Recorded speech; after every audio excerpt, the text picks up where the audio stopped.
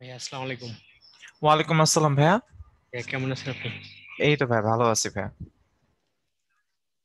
তো আমরা একটু 1-2 মিনিট পর হইতেছে শুরু করে দিই, হ্যাঁ? তো সব পার্টিসিপেন্টসরা জয়েন করুক আস্তে আস্তে। আচ্ছা ভাইয়া। ওকে, ঠিক আছে। আশা করি তোমরা সবাই ভালো আছো। তো আমরা দেখতে দেখতে হইতেছে পদার্থবিজ্ঞান প্রথম পত্রের শেষ চ্যাপ্টারে চলে আসছে। ভাবা যায় যে তোমাদের সিলেবাস, তোমরা যদি আমাদের সাথে সব পর্ব করো তাহলে হইতেছে তোমার হইতেছে প্রথম পত্রের সিলেবাস আসলে শেষ। আর কলেজে হইতেছে অ্যাকচুয়ালি ক্লাসরুমে বসে বসে ক্লাস শুরু করার আগেই তোমার হইতেছে এক পত্র হইতেছে শেষ, মানে হাফ শেষ আর কি। ঠিক আছে। আচ্ছা, তোমাদের একটা জিনিস ভাইকে একটু চ্যাট বক্সে জানাও তো, এটা ভাই একটু জানতে কিউরিয়াস, তোমাদের সবার কি হইতেছে এখন বর্তমানে, মানে অনলাইনে ক্লাস হইতেছে, মানে সব কলেজের যতগুলা কলেজে আছো তোমরা সবার কি অনলাইনে ক্লাস হইতেছে? রাইট, সবার অনলাইনে ক্লাস হইতেছে। ঢাকার বাইরে যারা আছে তাদেরও? যদি ঢাকার বাইরে যারা আছে, কারণ বিকজ ইন্টারনেটের তো অবস্থা খুব একটা বেশি ভালো না ঢাকার বাইরে। এটা চলাচল করলে বাসে, তো আমি খুব বাসে করে যখন হইতেছে মাঝে মাঝে হইতেছে যে উদ্ভাসের বাইরে যে মানে ঢাকার বাইরে যে ব্রাঞ্চ গুলো যে আছে, সেই ব্রাঞ্চে হইতেছে যখন ক্লাস নিতে যাইতাম তখন এরকম দেখতাম যে বাসের মধ্যে বসলে নেট টেট একদম নাই। ঠিক আছে। আর অথবা নেটের স্পিড অনেক স্লো হয়ে যায় এরকম। যাই হোক, দেখলাম অনেকেই বললো তাহলে মোটামুটি সবারই মনে হইতেছে অনলাইনে ক্লাস হয়েছে। বাট আমার মনে হয় না যে অনেক বেশি দূর পর্যন্ত পড়ানো হয়েছে। আমরা তো একদম শেষ করে ফেলছি এদিকে অলমোস্ট। আর ওখানে মনে হয় অত দূর পর্যন্ত গেছে বলে আমার মনে হয় না। যাই হোক, সো এই তো আমরা তো 1-2 মিনিট সময় নিলাম। এখন হইতেছে চলো আমরা শুরু করে দিই। তো আমরা হইতেছে আজকে পুরো হইতেছে এতশো গ্যাস এবং হইতেছে গ্যাসের গতিতত্ত্ব। তো এই চ্যাপ্টারটা হইতেছে নানাভাবে খুবই ইম্পর্টেন্ট, কারণ হইতেছে গ্যাস সম্পর্কিত তোমার প্রথম পত্রে একটাই চ্যাপ্টার আছে। তাহলে এখান থেকে প্রতি বছর হইতেছে বোর্ডে একটা কোশ্চেন আসে। এটার কোনো হইতেছে মিস থাকে না যে প্রতি বছর হইতেছে পদার্থবিজ্ঞান প্রথম পত্র পরীক্ষায় আদর্শ গ্যাস এবং গ্যাসের গতিত্ব থেকে একটা প্রশ্ন আসবে। এবং আদর্শ গ্যাস এবং গ্যাসের গতিতত্ত্বের সাথে হইতেছে তোমরা যখন পদার্থবিজ্ঞান দ্বিতীয় পত্র পড়া শুরু করবা তখন হইতেছে তাপ গতিবিদ্যা চ্যাপ্টারটার, মানে প্রথম যে চ্যাপ্টারটা আছে পদার্থবিজ্ঞানের দ্বিতীয় পত্রের, সেই চ্যাপ্টারটা হইতেছে খুবই, মানে খুবই হইতেছে স্ট্রং কানেকশন আছে। সো এই চ্যাপ্টারটা হইতেছে অনেক দিক থেকে ইম্পর্টেন্ট। তো এই চ্যাপ্টারটা হইতেছে ভালো করে হইতেছে তুমি শুনো, এবং চ্যাপ্টারটা খুবই সহজ। মানে এখান থেকে মোটামুটি সবাই একটা, মানে এটা সবাই পড়ে যায়। এটা হইতেছে সবাই এখান থেকে হইতেছে একটা ধরে রাখে যে এখান থেকে একটা প্রশ্ন আসলে আমি এটা অ্যান্সার দিতে পারবো। তো প্রথম কথা হইতেছে যে আদর্শ গ্যাস বলতে আমরা কি বুঝাইতেছি। ঠিক আছে। তো আদর্শ গ্যাস বলতে আমরা কি বুঝি? তো আদর্শ গ্যাস হইতেছে সেই সকল গ্যাস যেগুলা গ্যাসের গতিতত্ত্বের মৌলিক স্বীকার্য সমূহ মেনে চলে এবং সকল তাপমাত্রা এবং চাপে বয়েলস এবং চার্লসের সূত্র মেনে চলে, তাকে আদর্শ গ্যাস বলে।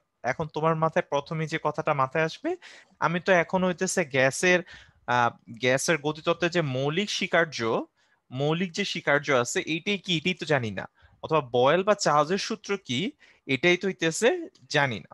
তো এটাকে আপাতত আমরা এটুকু বলবো, আমরা আজকের ক্লাসের মধ্যে এই দুইটা জিনিস নিয়ে আলোচনা করব। সেটা হচ্ছে যে বয়েলস বা চার্লসের সূত্র বা গ্যাস গতিতত্ত্বের মৌলিক যে স্বীকার্য সমূহ, সেগুলো হইতেছে কিছু কন্ডিশন, কিছু স্পেসিফিক কন্ডিশন, যেগুলো নাকি এই গ্যাসগুলা কি করে বলতো ফলো করে। তো এইগুলাকে বলে হইতেছে আমরা আদর্শ গ্যাস। তো বাস্তবে আদর্শ গ্যাস আসলে নাই। মানে হইতেছে এই শর্তগুলা অথবা এই সূত্রগুলা সম্পূর্ণরূপে সকল তাপমাত্রা এবং চাপে মেনে চলবে, এরকম কোনো গ্যাস আসলে বাস্তবে নাই। ঠিক আছে। তো আমাদের নর্মালি যে গ্যাসগুলো থাকে সেগুলোকে বলে হইতেছে আমরা বাস্তব গ্যাস, আর এটাকে হইতেছে আমরা বলি আদর্শ গ্যাস। তো তোমরা যখন কেমিস্ট্রিতে তোমরা হইতেছে পড়বা যে বাস্তব গ্যাসের ক্ষেত্রে, মানে আদর্শ গ্যাসের সমীকরণগুলো থেকে আদর্শ গ্যাসের জন্য আমরা আজকের ক্লাসে যে সূত্রগুলো শিখবো, সেই সূত্রগুলো হইতেছে বাস্তব গ্যাসের জন্য কিভাবে পরিবর্তন করতে হয়। ঠিক আছে। বাট ফিজিক্সে আমরা হইতেছে শুধুমাত্র আদর্শ গ্যাস নিয়ে আলোচনা করব। তো আদর্শ গ্যাসের হইতেছে এই দুইটা জিনিস নিয়ে আমরা একটু পরে আলোচনা করব। বাট তুমি জাস্ট এটা এটা বুঝলেই হবে আপাতত, যে সেটা হইতেছে যে এই সকল গ্যাস কিছু নির্দিষ্ট শর্ত কি করে বলতো মেনে চলে সকল তাপমাত্রা ও চাপে, যে কোনো তাপমাত্রা এবং চাপে।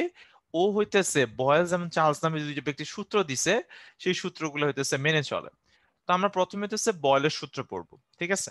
সো বয়েল হইতেছে রবার্ট বয়েল পরীক্ষামূলক ভাবে এটা হইতেছে প্রমাণ করছে যে কোনো গ্যাসের, কোনো যেটা গ্যাস আছে, কোনো গ্যাসের কোনো স্থির তাপমাত্রা নির্দিষ্ট ভরের কোনো গ্যাসের আয়তন, তাহলে এখানে শর্তটা কি, আমার তাপমাত্রা কি থাকবে বলতো, স্থির থাকবে। এটা কিন্তু খুবই ইম্পর্টেন্ট একটা কন্ডিশন, স্থির তাপমাত্রায়। তার মানে হচ্ছে তাপমাত্রায় কোনো পরিবর্তন যদি না হয়, তাহলে নির্দিষ্ট ভরে গ্যাসের আয়তন তার প্রযুক্ত চাপের কি হবে বলতো, ব্যস্তানুপাতিক হবে। অর্থাৎ যদি তাপমাত্রা অপরিবর্তিত থাকে সেই শর্তে, এবং গ্যাসের ভরের কোনো পরিবর্তন হইতেছে না, অর্থাৎ গ্যাস লিকেজ নাই, নো লিকেজ, এমন নাই যে এই যে মনে করো এখানে যেটা গ্যাস সিলিন্ডার আছে, ব্যাপারটা এমন না যে গ্যাস সিলিন্ডার থেকে কোনো কিছু কি হইতেছে, বের হয়ে যাইতেছে, এরকম না। ঠিক আছে, তাহলে এই গ্যাসের আয়তন এর প্রযুক্ত চাপের কি হবে বলতো, ব্যস্তানুপাতিক। ঠিক আছে, তার মানে কি বুঝাইতে চাইতেছে, তার মানে হচ্ছে এটার যে আয়তন থাকবে, আমরা দেখি এইটা গ্যাসের, এই যে গ্যাস যে আছে, গ্যাসের যে আয়তন আছে, গ্যাসের আয়তনটা হইতেছে প্রযুক্ত চাপের কি হইতেছে, ব্যস্তানুপাতিক।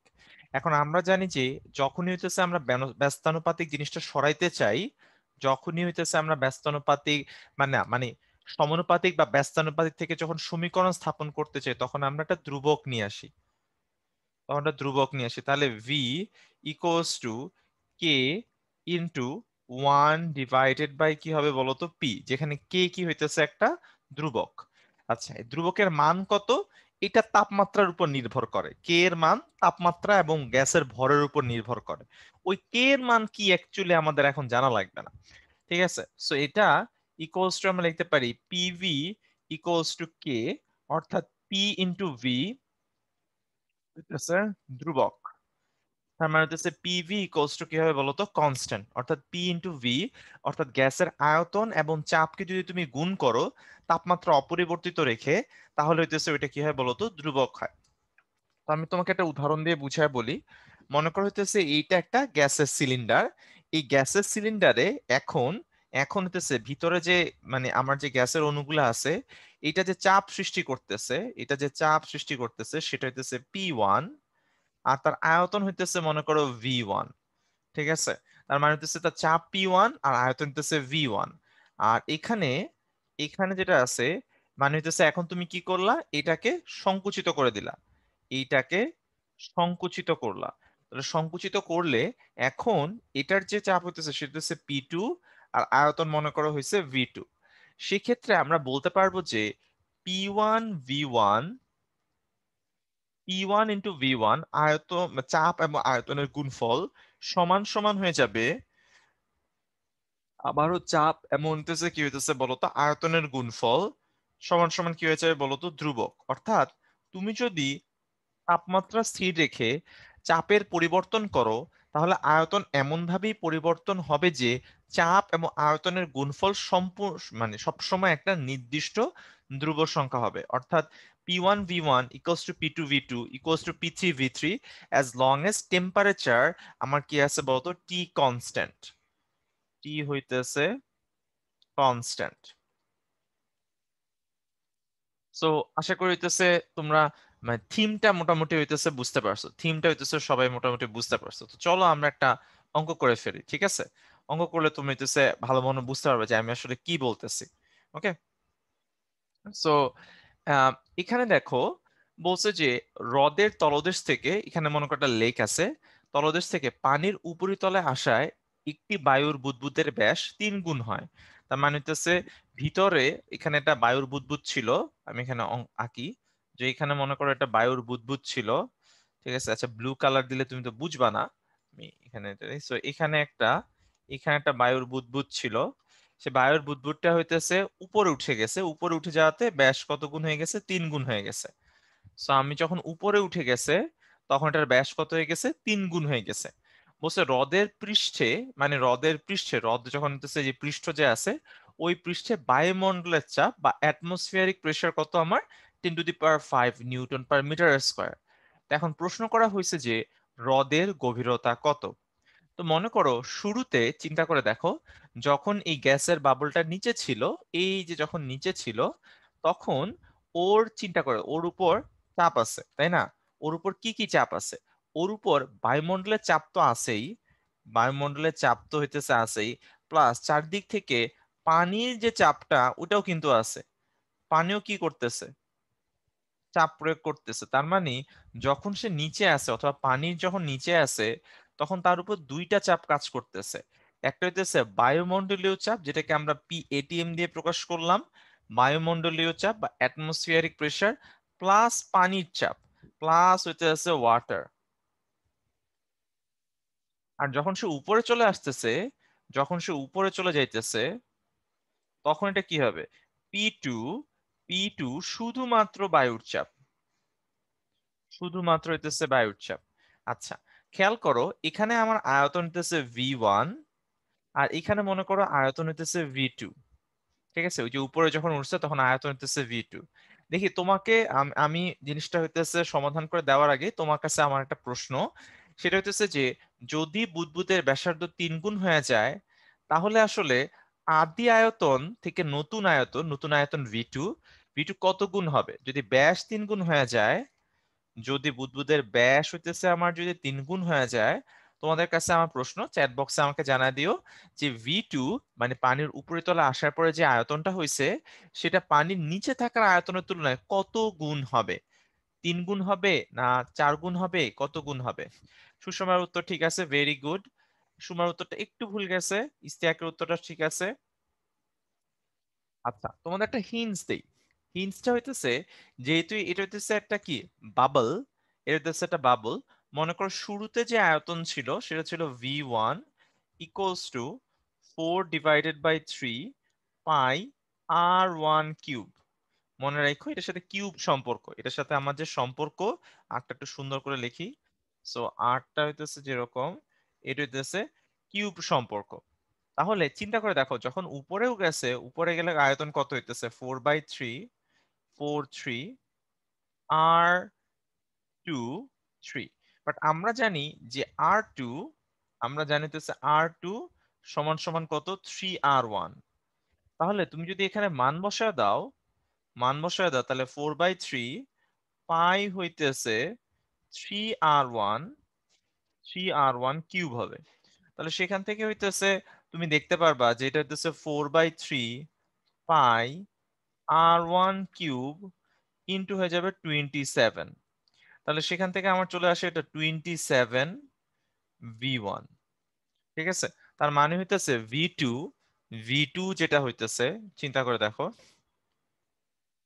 সো এই যে এখানে যে আমরা হইতেছে শেষ আয়তন আমার হইতেছে আদি আয়তনের কত গুণ? 27 গুণ। তার মানে হইতেছে আমরা এখান থেকে লিখতে পারবো V2 equals to 27 Times of V1। ঠিক আছে, তাহলে এটা 27 গুণ হয়ে যাবে। তো 9 গুণ কেন ভুল? কারণ হচ্ছে আয়তনের সাথে হইতেছে তোমার ব্যাসার্ধের সম্পর্ক হইতেছে কিউবের সমানুপাতিক, কিউবের সমানুপাতিক, স্কোয়ারের না। স্কোয়ার হলে 9 গুণ হইতো। ঠিক আছে, তো আশা করি যারা 9 গুণ বলছো তারা কি কারণে হইতেছে এটা সঠিক না এটা বুঝতে পারছো। এখন আমাকে প্রশ্নে বলে দিছে যে হ্রদের উষ্ণতা হইতেছে ধ্রুবক, হ্রদের উষ্ণতা হইতেছে ধ্রুবক। তাহলে ধ্রুবক আয়তনে আমরা বয়লের সূত্র খাটাতে পারি। তাহলে হচ্ছে বয়লের সূত্র যেটা বলছে সেটা হচ্ছে এরকম যে P1 V1 ইকুয়ালস টু আমরা লিখতে পারি হচ্ছে P2 V2। তাহলে আমরা এখান থেকে যদি একটু নিচে চলে যাই, আমরা পরের লাইনে P1 সমান সমান হইতেছে atmospheric pressure plus water pressure into V1 সমান সমান P2 হচ্ছে শুধুমাত্র বায়ুমণ্ডলীয় চাপ ইন্টু V2 হচ্ছে 27 ইন্টু V1। তাহলে এখান থেকে হইতেছে আমরা কাটাকাটি করে ফেলবো, নর্মাল মানে যেটা কমন জিনিস সেটা কাটাকাটি করে ফেলবো। তাহলে V1 কাটা। ঠিক আছে, সো এখান থেকে আমরা দেখতে পারি যে PATM ইকু P ওয়াটার সমান সমান 27 ইন্টু PATM। সেখান থেকে হইতেছে আমরা লিখতে পারবো হইতেছে P ওয়াটার মানে পানির চাপ ইকুয়ালস টু 26 ATM। আচ্ছা, এরপর আবারও তোমার কাছে চ্যাট বক্সে আমার একটা প্রশ্ন, সেটা হইতেছে এরকম যে ওয়াটার প্রেসার মানে হইতেছে যে পানি কতটুকু চাপ প্রয়োগ করবে, এটা গভীরতার সাথে কোন সূত্র দ্বারা মানে সম্পর্কযুক্ত বলো তো? চ্যাট বক্সে আমাকে জানায় দাও তো যে কোন ফর্মুলাটা কি করতে হবে বলো তো। ঠিক আছে, H ρ G। আচ্ছা, এখানে আমি একটা কোশ্চেন মাঝখান দিয়ে দেখতে পারি নাই, আমি একটু বলি যে সামিউন বলছে ভাইয়া ব্যাস 3 গুণ হয়েছে, আমি কেন ব্যাসার রেডিয়াস 3 গুণ লিখছি? ব্যাস 3 গুণ হইলে কি রেডিয়াস মানে কি 3 গুণ হবে না সামিউন? যে ব্যাস 3 গুণ হওয়া আর ব্যাসার্ধ 3 গুণ হওয়া তো হইতেছে একই কথা, কারণ একটা একটার দ্বিগুণ। সো এটা সেম জিনিস, ব্যাস 3 গুণ হওয়া আর ব্যাসার্ধ 3 গুণ হওয়া দুইটা হইতেছে সেম জিনিস। তুমি একটা সংখ্যা নাও, সংখ্যা নিয়ে 3 দিয়ে গুণ করো, তাহলে দেখবা যে সংখ্যার অর্ধেকটাও 3 দিয়ে হইতেছে কি হইতেছে, সংখ্যার অর্ধেকটা হইতেছে 3 দ্বারা গুণ হয়ে গেছে। সো এটা এটা 3 গুণ হবে, যে এটা ভাই ভুল লিখি নেই। ঠিক আছে, আশা করি বুঝতে পারছো। এই যে সবাই আমাকে চ্যাট বক্সে তখন জানিয়ে দিছে এই যে কত হবে, এইচ রো কত হয়ে যাবে বলো তো, জি। ঠিক আছে, সো এই তো, তাহলে আমরা হইতেছে আমরা যদি এটা লিখি তাহলে হইতেছে আমরা এখান থেকে লিখতে পারবো যে H rho G, H rho G equals to 26, ATM যেটা আছে সেটা হচ্ছে 10⁵, সেখান থেকে হইতেছে আমাদের এইচ এর মান যদি আমরা বের করি তাহলে সেটা চলে আসবে 26 ইন্টু 10⁵, রো এর মান হচ্ছে 10⁵, কারণ পানির ঘনত্ব আমার 10⁵ ইন্টু 9.8 এত মিটার। শেষ। তাহলে এটাই আমার কি হইতেছে বলতো, আমার অ্যান্সার, যে আমার হইতেছে পানির হইতেছে গভীরতা হইতেছে হ্রদের হইতেছে হ্রদে আসলে পানির গভীরতা যদি এইচ হয়, তাহলে এইচ গভীরতা হইলে আমার গভীরতার মান হবে এইটা। তো একটা সিম্পল অঙ্ক, তো আশা করি সবাই বুঝতে পারছো। একমাত্র একটু ঝামেলা ছিল, সেটা ছিল হইতেছে বুদবুদের ব্যাস থেকে আয়তনের হিসাবটা কি করা বলতো, বের করা। ওকে, এখন তোমাদের উদ্দেশ্যে একটা পোল কোশ্চেন আছে, পোল কোশ্চেনটা একটু সবাই উত্তর দিয়ে দাও। ঠিক আছে, বলা হয়েছে যে এটা নির্দিষ্ট পরিমাণ আদর্শ গ্যাসের তাপমাত্রা স্থির রেখে আয়তন অর্ধেক করা হলো, অর্থাৎ আগে যে আয়তন ছিল তা কি করা হলো, অর্ধেক করা হলো। শুরুতে তাপ যদি পি নট হয়, মানে শুরুতে চাপ যদি পি নট হয়, তাহলে চূড়ান্ত চাপ কত হবে? এটা মুখে মুখে করে ফেলতে পারবা, সোজা একদম।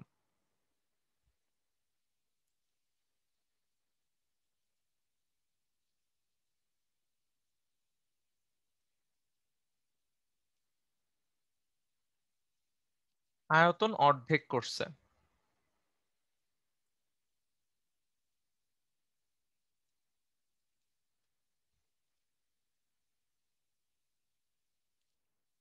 চ্যাট বক্সে সবাই এটা বলো তো, যদি আমার আয়তন অর্ধেক করে, আয়তন যদি হ্রাস পায়, তাহলে কি চাপ বেড়ে যাবে না কমে যাবে? কারণ আমি কতটা উত্তর দেখলাম হচ্ছে ভুল উত্তর দিছে, সেই জন্য বললাম যে আমাদের এখানে 9 জনের মতন ভুল উত্তর দিছে, অবশ্যই বেড়ে যাবে, তাই না? তো অবশ্যই হইতেছে কি করে বলতো, বাড়বে, কারণ আয়তন কমায় দিছো। কারণ ব্যস্তানুপাতিক যেহেতু সম্পর্ক তাদের মধ্যে, তাপমাত্রা স্থির থাকার শর্তে, ঠিক আছে, তাপমাত্রা স্থির থাকার শর্তে, তাহলে হইতেছে এটা কিন্তু ভুল হইতেছে কিন্তু কয়েকজনের। এখন ঠিক আছে, এখন মোটামুটি সবাই সঠিক উত্তর দিয়েছে, সবে উত্তরটা দিয়ে দাও। ওকে, সো আমরা আমরা দেখি। তো প্রথম কথা হইতেছে যে যারা যারা হইতেছে উত্তর দিছো বেড়ে যাবে তাদেরটা ঠিক আছে, বাট হইতেছে আমি একজনকে দেখলাম পি নট উত্তর দিতে, আর P0/2 হইতেছে কেন জানি হইতেছে 9 জন উত্তর দিছে। যেহেতু চাপ কমে গেছে, যেহেতু হইতেছে আমার সরি আয়তন কমে গেছে, চাপ তো বেড়ে যাবে, সো P0 আর P0/2 এটা কোনোটাই হইতেছে অ্যান্সার হইতে পারে না, তাই না? P0/2 এটা তো অ্যান্সার হইতে পারে না। সো আমরা যদি এইভাবে লিখি, P1V1 equals to P2V2, formula যদি অ্যাপ্লাই করি, শুরুতে আমার ছিল হইতেছে P not into V one, শেষে কত চাপ হয়েছে এটা আমি জানি না, বাট আয়তন আমার অর্ধেক করে দিছে, তাহলে এটা V1/2 হবে। তার মানে হইতেছে P2 ইকুয়ালস টু 2P0 হবে, 2P0 হয়ে যাবে। ঠিক আছে, তো আশা করি তোমরা এটা বুঝতে পারছো। ওকে, ওকে, তো এখন এটা এখান থেকে মুভ অন করার আগে আমি একটা জিনিস বলে দিই, এটা আমি কেন জানি একটা কমন মিসকনসেপশন দেখছি অ্যাডমিশন স্টুডেন্টের মধ্যে, অথবা হইতেছে তোমাদের মধ্যে দেখছি, সেটা হচ্ছে যে মনে করো মানুষ না, মানে এখানে চিন্তা করে দেখো শর্তটা কি, যে মানে ব্যস্তানুপাতিক যেহেতু, তার মানে হচ্ছে যে একটা যদি বাড়ে আর একটা কমে, একটা যদি বাড়ে আর একটা কমে, অথবা যদি একটা যদি হইতেছে কমে তাহলে আরেকটা কি করে বলতো, বেড়ে যায়। সো আমি হইতেছে এটা দেখাই যে এইটা যদি বাড়ে তাহলে এইটা কমে যায়, আর এটা যদি কমে এটা হইতেছে বেড়ে যায়। এটা ব্যস্তানুপাতিক সম্পর্ক, ব্যস্তানুপাতিক সম্পর্ক মিনিংটা হইতেছে এইটা। তো যখন স্টুডেন্টকে জিজ্ঞেস করা হয় যে আমি মানে মানে যখনই হইতেছে কোনো প্রশ্ন এরকম থাকে যে আমার চাপ বেড়ে গেছে, স্টুডেন্ট সবসময় মনে করে যে আয়তন কমে যাবে। তো তোমাদের এটা জাস্ট মনে রাখাটা দেখি, সব ক্ষেত্রে কিন্তু হইতেছে এটা হয় না যে চাপ বাইরে গেলে হইতেছে আয়তন কমে যাবে, এটা কিন্তু সব ক্ষেত্রে হয় না। এটা শুধুমাত্র স্থির তাপমাত্রা হয়, যদি তাপমাত্রা যদি অপরিবর্তিত থাকে শুধুমাত্র সেই ক্ষেত্রে হয়। এটা সবসময় এরকম না যে আমার আয়তন বাড়লে, মানে আয়তন বেড়ে গেলে চাপ সবসময় হইতেছে কমে যাবে, এটা সবসময় সত্য না। এটা শুধুমাত্র স্থির তাপমাত্রায় সত্য। ঠিক আছে? যেমন তোমাকে একটা উদাহরণ দিয়ে বুঝাই, যে মনে করো এই গ্যাসটার মধ্যে তুমি এখন হচ্ছে তাপ প্রয়োগ করতেছো। তাপ প্রয়োগ করলে কি এর আয়তন বাড়বে? হ্যাঁ বাড়বে। তাপ প্রয়োগ করলে কি এর চাপ বাড়বে? হ্যাঁ চাপ বাড়বে। তার মানে কি আয়তন এবং চাপ একই সাথে কি করছে বলতো? বাড়ছে। আবার তুমি যদি এটা তাপমাত্রা কমাও তাহলে তো স্যার আয়তনও কমে যাবে, আবার হইতেছে চাপও কি করবে বলতো? কমে যাবে। তার মানে হইতেছে যে চাপ বাড়লে যে আয়তন কমে যায় এই কথাটা শুধুমাত্র স্থির তাপমাত্রায় দাবি করা যায়। তো আশা করি যখন সামনে আমি তোমাদের হইতেছে যখন পড়াবো তখন তোমাদের এই কনফিউশনটা থাকবে না, তোমরা এটা বলবা না সব সময় কি করবা মানে চাপ বাড়লেই হইতেছে তুমি বলে দিবা আয়তন কমে গেছে, এই কথাটা হইতেছে বইলো না। এটা শুধুমাত্র শর্তটা কি, শর্তটা হইতেছে এটা কখন ঘটবে? যদি তাপমাত্রা তোমার স্থির থাকে। তার মানে সব ক্ষেত্রে এটা কি না, সত্য না। তো আশা করি এই কথাটা যে বলছি এই কথাটা সবাই বুঝতে পারছো। আমি যেটা বুঝাইতে চাইতেছি, তুমি যদি এটা বলো যে চাপ এবং হইতেছে আয়তন পরস্পর ব্যস্তানুপাতিক, তাহলে তোমার এই শর্তটা রাখতে হবে। এই শর্তটা যদি না থাকে তাহলে এই তথ্যটা তুমি দাবি করতে পারবা না। তো স্টুডেন্ট করে কি হইতেছে, এইটা ঠিকই তার মনে থাকে বাট এই লাইনটা সে হইতেছে পাত্তা দেয় না, মানে শর্তটা সে পাত্তা দেয় না। শর্তটাও কিন্তু মাথায় কি করতে হবে বলতো? রাখতে হবে। তো আশা করি তোমার এই ধরনের কোনো মিস্টেক হবে না। ঠিক আছে? তো আমরা চলে যাই, চলো পরেরটায় চলে যাই। তো এবার আমরা হচ্ছে চার্লসের সূত্র আলোচনা করব। চার্লসের সূত্র বলছে যদি চাপ স্থির রেখে, চাপ স্থির থাকলে নির্দিষ্ট ভরের গ্যাসের আয়তন প্রতি ডিগ্রি সেলসিয়াস উষ্ণতা বৃদ্ধি বা হ্রাসের জন্য, অর্থাৎ আমার এবারের শর্ত হইতেছে চার্লস নামে একটা ব্যক্তি শর্ত দিছে, সেটা হচ্ছে চাপ যদি স্থির থাকে তাহলে নির্দিষ্ট ভরের গ্যাসের আয়তন প্রতি ডিগ্রি সেলসিয়াস বৃদ্ধি বা হ্রাসের জন্য ওই গ্যাসের 0 ডিগ্রি সেলসিয়াস তাপমাত্রার যে আয়তন হয় তার 1/273 অংশ যথাক্রমে বৃদ্ধি বা হ্রাস পায়। এখানে একটু অংশ কথাটা লেখা থাকলে ভালো হতো। ঠিক আছে? সো 1/273 অংশ যথাক্রমে বৃদ্ধি বা হ্রাস পায়। তো চার্লসের সূত্র যেটা বলতে চাইতেছে সেটা হচ্ছে, ধরো 0 ডিগ্রি সেলসিয়াস তাপমাত্রায় তোমার আয়তন হতেছে ভি নট। ঠিক আছে? তাহলে যখন তুমি 1 ডিগ্রি সেলসিয়াস তাপমাত্রা বৃদ্ধি করবা তখন তার আয়তনের বৃদ্ধি হয়ে যাবে ভি নট ডিভাইডেড বাই 273। ঠিক আছে? এখন তুমি যদি θ ডিগ্রি সেলসিয়াস তাপমাত্রা বৃদ্ধি করো, θ ডিগ্রি সেলসিয়াস তাপমাত্রা তুমি বৃদ্ধি করো তাহলে আয়তন বৃদ্ধি কত হবে? V not divided by 273 into হয়ে যাবে আমার থিটা, যেখানে হইতেছে থিটা কি, যত ডিগ্রি সেলসিয়াস তুমি বাড়াইছো। এটা হইতেছে আমাদের আয়তন বৃদ্ধি। এটা যদি আমাদের আয়তন বৃদ্ধি হয় তাহলে যে শেষ আয়তন যেটা থাকবে সেটা কত হবে? শেষ আয়তন ভি ইকুয়ালস টু যাবে V not plus V not into into sorry, আমরা এখানে লিখি V not divided by 273 into হয়ে যাবে থিটা। এইটুকু হইতেছে আমার আয়তন বৃদ্ধি, আর এইটুকু হইতেছে আমার আদি আয়তন, আর ভি কি হইতেছে? ভি হইতেছে আমার শেষ আয়তন। ভি হইতেছে আমার শেষ আয়তন। সো এটা হইতেছে আমাদের শেষ আয়তন। তো আমরা তাহলে তো লিখতে পারবো এখান থেকে, লিখতে পারবো যদি আমরা ভি নট কমন নেই তাহলে এখান থেকে লিখতে পারবো 1 প্লাস থিটা ডিভাইডেড বাই 273। তাহলে এখান থেকে আমি যদি হইতেছে আর একটু সিম্পলিফাই করি তাহলে হইতেছে এটাকে লিখতে পারবো হইতেছে V equals two 273 plus theta plus লিখতে পারবো হইতেছে আমরা কত, মানে ডিভাইডেড বাই 273। ঠিক আছে? এটা লিখতে পারবো। তো এখন কথা হইতেছে যে আমরা একটু যদি দেখি, একটু যদি খেয়াল করি তাহলে আমাদের শেষ পর্যন্ত সূত্রটা কি আসলো?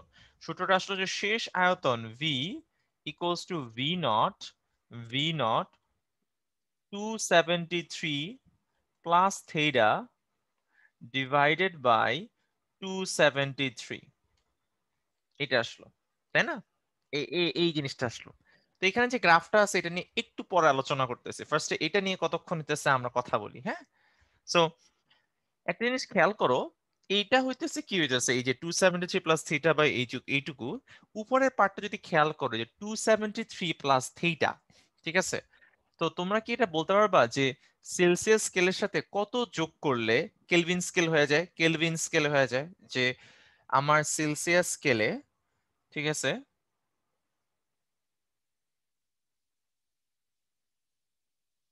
273, রাইট। আচ্ছা, এখানে আমি একটা প্রশ্ন হইতেছে দেখলাম যে একজনের প্রশ্ন ছিল এটা যে ভাইয়া আপনি তো আয়তন বৃদ্ধি চিন্তা করলেন, যদি আয়তন হ্রাস হইতো সেক্ষেত্রে তো এখানে মাইনাস দিতাম। তুমি বলো তো যদি আয়তন আমরা হ্রাস বলতাম তাহলে তো থিটা, এই যে থিটাটা আছে এটা নেগেটিভ হইতো, মানে থিটার মানটা নেগেটিভ হইতো, আমার বাইরে কিন্তু মাইনাস দেওয়ার কোনো প্রয়োজন হইতো না। যে আমি যদি আয়তন হ্রাস করতাম তাহলে থিটার মানটা হইতেছে নেগেটিভ হইতো, তাইলেও কিন্তু এখানে প্লাসই লিখতাম। তো এটা এটা মানে হ্রাস হওয়ার জন্য মাইনাস না। আমি তোমাকে উদাহরণ দিয়ে বুঝাইলাম, যদি এটা হ্রাস হইতো তাহলে থিটার মান নেগেটিভ আসতো, এখানে প্লাস প্লাসই থাকতো, এটার প্লাসের কোনো পরিবর্তন হইতো না। তো আশা করি যে কোশ্চেন করছো সে উত্তরটা পেয়ে গেছো, যে এখানে মানে মানে আয়তন হ্রাস হইলেও এখানে আমি মাইনাস দিতাম না, এখানে আমি প্লাসই দিতাম, কিন্তু থিটার মানটা হইতেছে ঋণাত্মক বসাইতাম। ওকে। আচ্ছা, সো আমরা হইতেছে ওই যে অনেকে বলে দিছে, অনেকে হইতেছে আমাকে প্রশ্ন হইতেছে বলে দিছে, জানাই দিছে যে ভাইয়া থিটা প্লাস 273, মানে এটা যদি সেলসিয়াস স্কেলে টেম্পারেচার হয় তার সাথে যদি আমি 273 যোগ করে দেই তাহলে হইতেছে আমি পরম তাপমাত্রা বা কেলভিন স্কেলে তাপমাত্রা পেয়ে যাব। তাহলে হইতেছে ভি নট বাই হইতেছে কত মানে ভি নট ইন্টু হইতেছে টি ডিভাইডেড বাই 273, এটা হচ্ছে আমার সমীকরণ। তাহলে সেখান থেকে আমি লিখতে পারবো V divided by T, V divided by T equals to V not divided by 273। আচ্ছা, এবার একটু খেয়াল করো, তার মানে হচ্ছে আয়তন এবং তাপমাত্রা, পরম তাপমাত্রা, এটাকে হইতেছে আমরা ইয়াতে বলি হইতেছে ফিজিক্সে বলি কেলভিন স্কেলকে আমরা পরম তাপমাত্রা স্কেল বলি, পরম তাপমাত্রা বলি, এটাকে আমরা পরম তাপমাত্রাও বলি। তাহলে দেখো ভি নট ডিভাইডেড বাই 273, তো ভি নট কি 0 ডিগ্রি সেলসিয়াস তাপমাত্রা, আর 273 কি একটা কনস্ট্যান্ট সংখ্যা, তাহলে এই দুইটার যে অনুপাত এটাও কিন্তু ধ্রুবক, এটাও আমার কি হইতেছে বলতো একটা ধ্রুবক। তার মানে আমি লিখতে পারি ভি ইজ ইকুয়ালস টু ধ্রুবক ইন্টু টি। তার মানে হইতেছে আয়তন সমানুপাতিক হয়ে যাবে তাপমাত্রা। তার মানে হইতেছে কোন গ্যাসের আয়তন তার পরম তাপমাত্রার কি হয় বলতো সমানুপাতিক হয়। কোন গ্যাসের আমার যে মানে আয়তন আছে, আয়তনটা তার গ্যাসের পরম যে তাপমাত্রা আছে, পরম তাপমাত্রার কি হয় বলতো সমানুপাতিক হবে। তো আশা করি এটা সবাই বুঝতে পারছো যে এটা কিভাবে কিভাবে আসছে। এবার আরেকটা জিনিস খেয়াল করো যে এখানে একটা গ্রাফ আছে, খেয়াল করে দেখো এই যে এখানে একটা গ্রাফ আছে। তো গ্রাফটার মধ্যে এখানে হইতেছে আমার এই দিক বরাবর হইতেছে আমার আয়তন অঙ্কন করছে ওয়াই অক্ষ বরাবর, আর এক্স অক্ষ বরাবর তাপমাত্রা, তাপমাত্রা অঙ্কন করছে, মানে তাপমাত্রা নিছে। আর এখান থেকে আমার যে কাজটা করছে সেটা হচ্ছে তাপমাত্রাটাকে হইতেছে সেলসিয়াস স্কেলে নিছে, সেলসিয়াস স্কেলে নিছে। তো এখানে তাপমাত্রা আমাদের সমীকরণটা আমরা দেখি V equals to V not plus V not divided by 273 into কি হইতেছে বলতো থিটা। তাহলে এখান থেকে আমরা দেখি, দেখো এটাকে আমরা ওয়াই এক্সিস বরাবর রাখছি, তাহলে এটা হইতেছে ওয়াই, এটা হইতেছে আমার একটা কনস্ট্যান্ট, এটাকে হইতেছে আমরা সি, সি, আর এই যে এই পার্টটা যে আছে এটাও একটা কনস্ট্যান্ট, এটাকে আমরা যদি নাম দেই এম, এম হইতেছে আমার এম, আর এটা হইতেছে এক্স এক্সিস বরাবর এই জন্য এটাকে নাম দিলাম হইতেছে এক্স। তাহলে এটা কি আসে Y equals to C plus কত আসে বলতো এম এক্স আসে। তো আমাকে বলে দিতে পারো Y equals to M X plus C এটা কিসের সমীকরণ? এটা পড়ছো ক্লাস 9-10-এ, এটা হইতেছে পড়ছো পড়ছো যে Y equals to M X plus C এটা কিসের সমীকরণ? এটা হচ্ছে সরল রেখার সমীকরণ, যেখানে এম হইতেছে আমার ঢাল, এম হইতেছে আমার ঢাল, ঠিক আছে, বাট এটার জন্য সরল রেখার সমীকরণ, তাহলে আমি এখানে একটা সরল রেখা পাবো। যখন 0 ডিগ্রি সেলসিয়াস টেম্পারেচার হবে তখন যে আয়তন এটা হইতেছে ভি নট, এটুকু হইতেছে আমার ভি নট, এটা হইতেছে ভি নট। আরেকটা খেয়াল করো, থিটার মান যদি হইতেছে -273 হয়, থিটার মান যদি -273 ডিগ্রি সেলসিয়াস হয়, তার মানে থিটার মান যদি এইটা হয়, তাহলে কিন্তু আয়তন কি হয়ে যায় বলতো? শূন্য হয়ে যায়। এখানে আমার আয়তন কি হয়ে যায়? শূন্য হয়ে যায়। এই যে এখানে যদি -273 হয়, অর্থাৎ থিটার মান যদি -273 হয়, তাহলে আমার ভি এর মান কত হয়ে যায়? শূন্য হয়ে যায়। ওকে, সো এটা আশা করি সবাই বুঝতে পারছো। এই সরলরেখার সমীকরণটা কিভাবে আসলো এটা সবাই বুঝতে পারছো। হ্যাঁ, যে কিভাবে কেন এই সরলরেখার সমীকরণ লিখলাম। এখন আমাদের একটা জিনিস পড়ছে, সেটা হচ্ছে পরম শূন্য তাপমাত্রা। যে তাপমাত্রায় গ্যাসের আয়তন শূন্য হয়ে যায়, সে তাপমাত্রাকে সেই তাপমাত্রাকে অর্থাৎ যার নিচে আর কোনো তাপমাত্রা থাকে না, তাকে পরম শূন্য তাপমাত্রা বলে। অর্থাৎ গ্যাসের আয়তন যে তাপমাত্রায় শূন্য হয়ে যায়, তাহলে গ্যাসের আয়তনটা যে তাপমাত্রায় শূন্য হয়ে যায়, সেটাকে আমরা বলবো পরম শূন্য তাপমাত্রা। কিন্তু পরের লাইনটা কেন লিখলো যে নিচে আর কোনো তাপমাত্রা থাকে না? এটা একটু চ্যাট বক্সে আমাকে কেউ আন্দাজ করে বলতে পারবা যে এর নিচে কেন তাপমাত্রা থাকা সম্ভব না? এই জিনিসটা দাবি করা হইতেছে যে এইটার নিচে আর তাপমাত্রা থাকা সম্ভব না, এইটা কেন দাবি করা হইতেছে? বলতে পারবা কেউ? দেখো, আমার এটা মানে আমি যদি মানে চিন্তা করে দেখো, যদি তাপমাত্রা বাড়ায় তাহলে তো আয়তন বাড়ে। আয়তন হইতেছে কি করে বলো? বাড়ে। তাহলে যখন শূন্য হয়ে গেছে, এর থেকে যদি আমি তাপমাত্রা কমাই, তাহলে কি আয়তন কি আয়তন কি করবে? আয়তন কেমন হয়ে যাওয়া উচিত? 0 ডিগ্রি যখন হতেছে, যখন 273 হয়, রাইট, স্থির কথা গেছে, তখন গ্যাসের আয়তন কি হয়ে যায়? ঋণাত্মক হয়ে যায়। এটা আমি শুনতে চাইতেছি। ঠিক আছে, নিবিড়ও বলছে, নাবির সরি। সো হইতেছে আমার এখান থেকে যদি টেম্পারেচার তুমি যদি আরো কমাও, তাহলে থিওরিটিক্যালি আয়তন নেগেটিভ হয়ে যায়। এখন এমন কোনো বস্তু নাই যেটার আয়তন হতেছে নেগেটিভ। আয়তন নেগেটিভ একটা মিনিংলেস কথা। ঠিক আছে, যেমন ভর যেমন ঋণাত্মক হইতে পারে না, ঠিক তেমনি ভাবে হইতেছে আমার এইখানে আমার আয়তনও কি হইতে পারে না? ঋণাত্মক হইতে পারে না। তার মানে হইতেছে আমার যেহেতু আয়তন ঋণাত্মক হইতে পারে না, তার মানে হইতেছে এর নিচে যে কোনো তাপমাত্রা থাকা সম্ভব না। ঠিক আছে, তার মানে হইতেছে মানে বিজ্ঞানীরা ইভেন চেষ্টা করছে যে এর নিচে তাপমাত্রা বাড়ানোর মানে কমানোর জন্য, কিন্তু এখনো কেউ সফল হয় নাই। যদি তুমি সফল হয়ে যাও, ওয়েল, তুমি একটা কি করবা হইতেছে প্রথম, মানে এটা একটা বিখ্যাত ব্যাপার স্যাপার। তুমি যদি হইতেছে এই যে -273 ডিগ্রি সেলসিয়াস, মাইনাস হইতেছে 273 ডিগ্রি হইতেছে যে সেলসিয়াস, এই সেলসিয়াসের থেকে যদি কমাও, এটা হইতেছে আয়তন ঋণাত্মক হয়ে যাবে। ঠিক আছে, তো এটা তো সম্ভব না। তাহলে যে সর্বনিম্ন যে পরম শূন্য যে তাপমাত্রা আছে, এটাকে তুমি যদি সেলসিয়াস স্কেলে করো, এটাকে যদি তুমি সেলসিয়াস স্কেলে বের করো, তাহলে সেটা হয়ে যাবে -273 ডিগ্রি সেলসিয়াস। আর যদি কেলভিন স্কেলে বের করো, তুমি তো জানো কেলভিন স্কেল কি, থিটা প্লাস 273, সো এটা হয়ে যাবে 0 কেলভিন। সো এটাকে বলা হয় 0 কেলভিন। সো এটাকে কেলভিন স্কেল হইতেছে 0 কেলভিন তাপমাত্রায় গ্যাসের আয়তন শূন্য হয়, আর θ ডিগ্রি সেলসিয়াস তাপমাত্রায় -273 ডিগ্রি সেলসিয়াস হয়। তো এটাকে আমরা বলতেছি পরম শূন্য তাপমাত্রা। ঠিক আছে, আচ্ছা।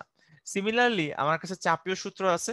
চাপীয় সূত্র বলছে যে আয়তন অপরিবর্তিত থাকলে, অর্থাৎ আয়তনের যদি কোনো পরিবর্তন না হয়, ঠিক আছে, আয়তনের যদি কোনো পরিবর্তন যদি কি হয় বলতো না হয়, ঠিক আছে, নির্দিষ্ট ভরের গ্যাসের চাপ তার পরম তাপমাত্রার কি হয়? সমানুপাতিক হয়। ওর যে তাপমাত্রা আছে পরম তাপমাত্রার কি হবে? সমানুপাতিক হবে। ঠিক আছে, তার মানে হইতেছে তাপমাত্রা যত কি হবে বলতো বেশি হবে, আর চাপও তত কি হবে বলতো আমার বেশি হবে। সো আমাদের এই সূত্রটা কি আসবে এখানে দেখো, যে এটা আমরা লিখতে পারবো হইতেছে এরকম, যে পি ইজ প্রপোর্শনাল টু কি হইতেছে বলতো? টি, পরম তাপমাত্রার সমানুপাতিক। তার মানে হইতেছে এখান থেকে আমরা লিখতে পারবো P equals to KT. KT অর্থাৎ P equals to P divided by T. তার মানে হইতেছে পি ডিভাইডেড বাই হইতেছে টি ইকুয়ালস টু হবে কি কে। কে হইতেছে একটা ধ্রুবক। তাহলে সেখান থেকে আমরা লিখতে পারবো হইতেছে P1 divided by T1, P1 divided by T1 equals to P2 divided by T2। মানে হইতেছে তুমি যদি আয়তন স্থির রাখো, তাহলে হইতেছে চাপ এবং আয়তনের অনুপাত সবসময় একটা ধ্রুবক সংখ্যা হবে, ধ্রুবক সংখ্যা হবে। ঠিক তেমনি ভাবে আমরা যখন এখানে চার্লসের সূত্র পড়ছিলাম, চার্লসের সূত্রের জিনিসটা কি হবে? চার্লসের সূত্রের জন্য আমরা কি লিখতে পারবো যে v1/t1 ইকুয়ালস টু v2 হইতেছে t2 as long as p constant, অর্থাৎ প্রেসার হইতেছে কি বলতো কনস্ট্যান্ট। ঠিক আছে, তো প্রেসার যদি কনস্ট্যান্ট হয় তাহলে হইতেছে কি করে বলতো, পি পি হইতেছে তোমার হইতেছে কনস্ট্যান্ট হয়ে গেছে। ঠিক আছে, ওকে ওকে। সো এবার আমরা হইতেছে এই যে সূত্রগুলো যে পড়লাম, এই যে এতক্ষণ ধরে যে সূত্রগুলো পড়লাম, ওগুলাকে এখন কি করব, একীভূত করব, মানে একটা সূত্রে কি করব বলতো, কনভার্টে নিয়ে আসবো। কিভাবে? তো আমরা দেখি জিনিসটা, সেটা হচ্ছে আমরা আদর্শ গ্যাসের সমীকরণ বা গ্যাসের সূত্রাবলী সমন্বয় করব। কিভাবে দেখো, প্রথম কথা হইতেছে স্থির তাপমাত্রায় নির্দিষ্ট ভরের কোন গ্যাসের আয়তন ওই গ্যাসের প্রযুক্ত চাপের কি হইতেছে ব্যস্তানুপাতিক, এটা আমরা জানি। এইটা হইতেছে আমরা জানি, সো আমরা জানি হইতেছে V is proportional to 1/p, অর্থাৎ inversely proportional to 1/p when temperature T is constant। এটা তো আমরা পড়ে ফেলছি, এটা কার সূত্র? এটা হচ্ছে বয়েলস এর সূত্র। আচ্ছা, আবার পড়ছি যে আয়তন, এই যে আয়তন, আয়তন কি হচ্ছে তাপমাত্রার সমানুপাতিক যখন কি কনস্ট্যান্ট, যখন হচ্ছে পি কনস্ট্যান্ট।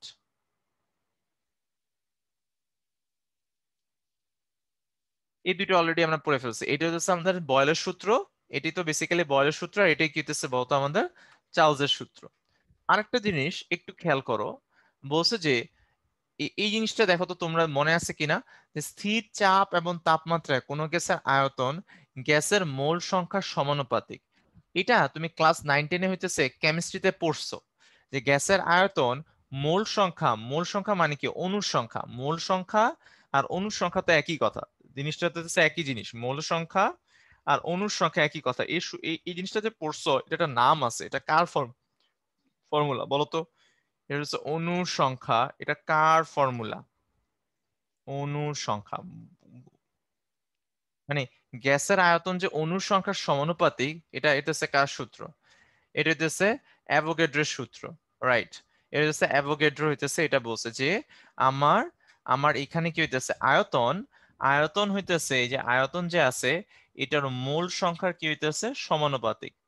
তো এখন মনে করো তুমি যদি সবকিছু পরিবর্তনশীল হয়, তার মানে হইতেছে তাপমাত্রাও পরিবর্তনশীল আছে, চাপও পরিবর্তনশীল, আবার হইতেছে গ্যাসের অনুসংখ্যা হইতেছে পরিবর্তনশীল। তো এগুলা আমরা যদি সব সমন্বয় করি, এগুলা যদি আমরা সবগুলো একসাথে সমন্বয় করি তাহলে হইতেছে আমরা কি পাবো? যদি আমরা সবগুলো সমন্বয় করি তাহলে আমরা পেয়ে যাবো V is proportional to N, proportional to temperature and P, তাই না? এই সবকিছুর কি হবে বলতো, প্রপোর্শনাল হবে। তো এখানে মনে রাখবা হইতেছে আমরা কিন্তু এখন সব পরিবর্তনশীল, যে এন, পি এবং টি সবাই পরিবর্তনশীল, সবাই পরিবর্তনশীল। আগে কিন্তু কি ছিল, একটা পরিবর্তনশীল ছিল, বাকিগুলা কি মানে বাকিগুলা কি ছিল, কনস্ট্যান্ট ছিল। এই জন্য শুধুমাত্র কি হইতেছে, যেমন যখন হইতেছে আয়তন মানে মোল সংখ্যা পরিবর্তন হয়েছে, তখন চাপ এবং তাপমাত্রা কি ছিল, স্থির ছিল। ঠিক আছে, বাট এখন সব যদি পরিবর্তনশীল হয় তাহলে নিশ্চয়ই আমার সবগুলা রাশি লিখতে হবে, তা সবগুলা রাশির সাথে সম্পর্ক আমার কি করতে হবে, লিখতে হবে। তাহলে সেখান থেকে আমরা দেখলাম, যদি এখান থেকে হইতেছে আমরা নিয়ে আসি, তাহলে সেখান থেকে হবে ভি, প্রপোর্শনাল চিহ্নটা আমরা সরায় নিব, সরায় নিয়ে এটা ধ্রুবক নিয়ে আসবো, ধ্রুবক নিয়ে আসবো, ধ্রুবক সমান সমান হয়ে যাবে N into T divided by হইতেছে আমার পি। তাহলে আমরা এখান থেকে হইতেছে এটা লিখতে পারবো যে PV divided by T equals to N, এই যে এন ডিভাইডেড বাই এন একটা হলো ধ্রুবক সংখ্যা, একটা হইতেছে ধ্রুবক সংখ্যা।